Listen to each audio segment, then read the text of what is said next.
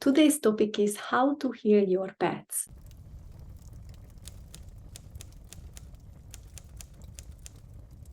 I created this video because I wanted to show the differences actually between healing a human and healing pets, because it's quite different.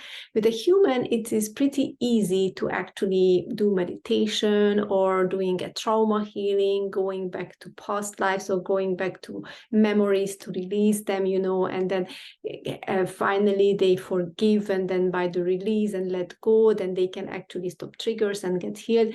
So that's kind of things what you cannot do with animals, right? So there is the energy healing, what actually you can do, and chakra cleansing, what you can do with your pets. But it's also still different what you do with the humans, because they have different chakras. So they have actually not 7 main chakras as the humans, but 8 for most of them.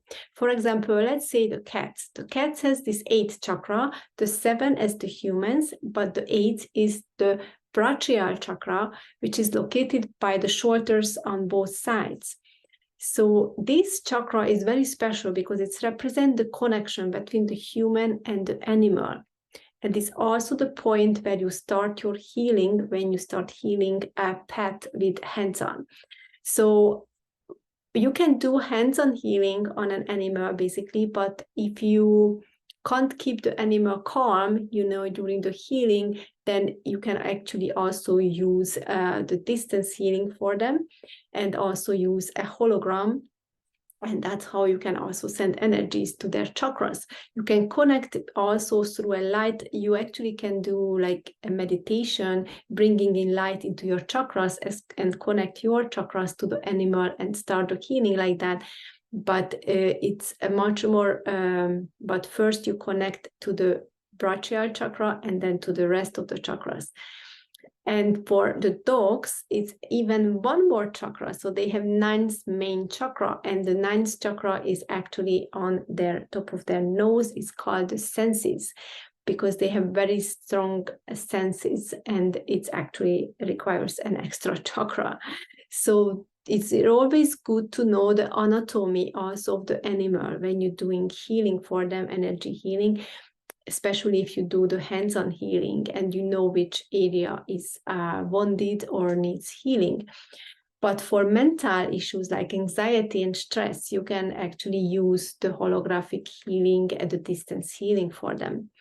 And another thing about pets, that because of their connection to the humans, and you start the healing to them, it's also going to help you while you are healing them, because they are your pets. So it's like, basically, if you heal your own pets, it has different energetical exchange than you heal other animals. It's gonna have like a stronger bond with your pet after the energy exchange. And this is a beautiful thing. I remember when my dog was very sick, and then we really thought it's gonna die because he got an infection in his front head, because he was sniffing in something through his nose.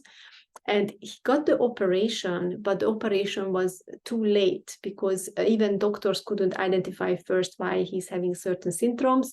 But eventually, when it got to the good doctors and they knew what to do, they did the operation. He still was very weak. So that's when I actually, back then, I wasn't a Reiki master when this happened to my dog. So I went to a Reiki master who started to send healings for my dog for like a month. And thanks God, the dog actually recovered and was getting stronger and stronger, and still had residue of this situation in his bloodstream. So he still had to take pills for the rest of his life, but basically he survived through the energy healing. So I highly recommend you, if you have a pet who has some issues, mental or physical issues, to use energy healing on them.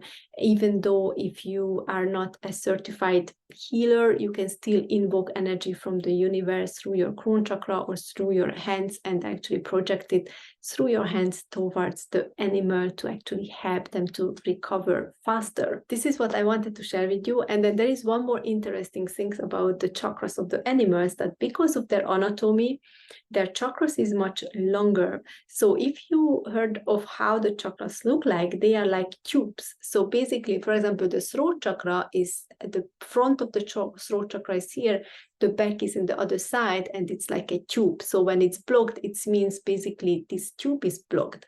So for animals, if you look at, for example, a horse, and you can imagine that their sacral chakra is like, here is the top of the sacral chakra, here is the bottom, is like very long.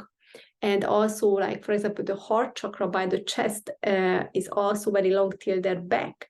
So they are much thicker anatomically. So they actually have longer chakras. So what does it mean? It needs more energy to clear it when it's blocked, because it's actually can be more stuffed. But